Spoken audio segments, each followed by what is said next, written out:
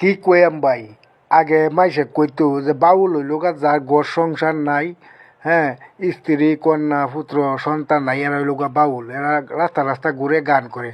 আর ওখান বাউল নামের কিছু ফাউল মানুষ, এরা আল্লাহ রাসুল মানে না, কোরআন মানে না আল্লাহ, এরাগুলি বাউল। আর কত মহিলা শিল্পী যে আছে, আহা গো, এরার কথা কইলে ভাই শৈলটা জ্বলে। এই যে বাবার দরবার গে হাইরিয়া, মাথাত নাই কাহর, কি জারি নাচানাচি কি শুরু করে ভাই, এরই কথা কইলেও নিজের লজ্জা করে ভাই।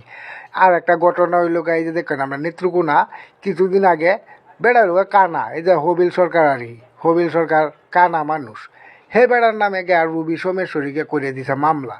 কয়গুলি হের এগুলি দর্শন করতে গেছি না, আচ্ছা কানা মানুষে কিবা দর্শন করে এটা বুঝলাম না। এবার রায় কয় গাড়ি আটকা এগুলি দর্শন করতে গেছি।